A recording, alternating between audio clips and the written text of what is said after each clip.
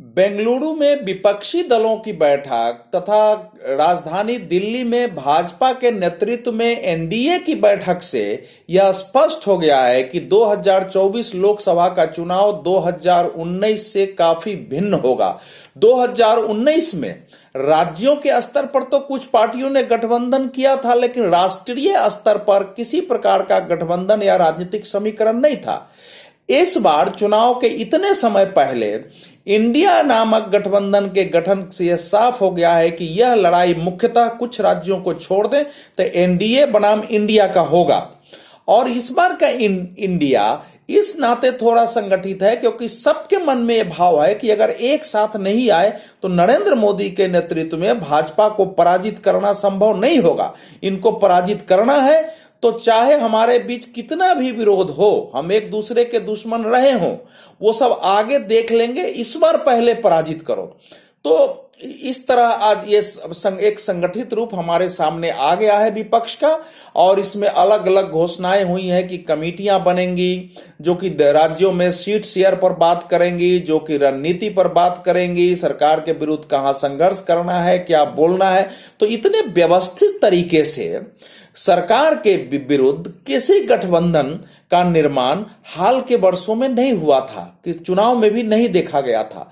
तो भारतीय जनता पार्टी यद्यपि इस समय भी अन्य दलों पर अंक गणित में भारी दिख रही है, राष्ट्रव्यापी प्रभाव की दृष्टि से देखें तो कोई दल इसके सामने नहीं है, और सबसे बड़ी बात है कि नरेंद्र मोदी के समानांतर लोकप्रियता में कोई नहीं है, उनके जैसा प्रखर वक्ता, और लोगों में अभी भी यह भाव है कि नरेंद्र मोदी ईमानदार हैं, देश के लिए काम करते हैं।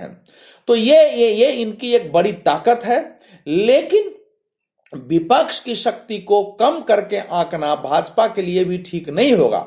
यह सही है कि कई राज्यों में विपक्ष की सीट शेयरिंग में समस्या आएंगी, लेकिन ऐसी शक्तियां इस बार इन सब के पीछे और साथ हैं जो इनकी बातचीत कराने, सीट शेयरिंग कराने, भाजपा के विरुद्ध एक संयुक्त उम्मीदवार खड़ा हो, इसके लिए हर संभव कोशिशें कर रही हैं।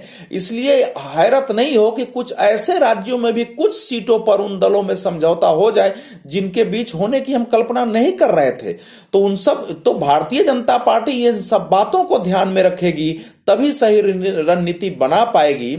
क्योंकि इस बार का विपक्ष वो केवल दल जो दिख रहे हैं सामने 26 दल, वही नहीं है।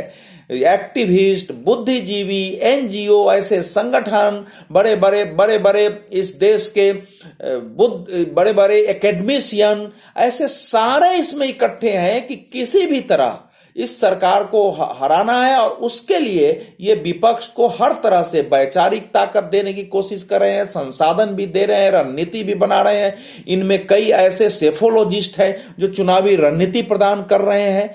तो जरा लड़ाई इतनी इस बार की आसान नहीं होगी, लेकिन जो भी लड़ाई है, अगर भारतीय जनता पार्टी ने उसको ठीक से समझा और यह मान लिया कि राज्यों में जो उसकी पराजय हुई है उससे और केंद्र की जो लड़ाई है लोकसभा की, दोनों में अंतर होगा। वहां नरेंद्र मोदी उम्मीदवार नहीं थे, यहां नरेंद्र मोदी उम्मीदवार है।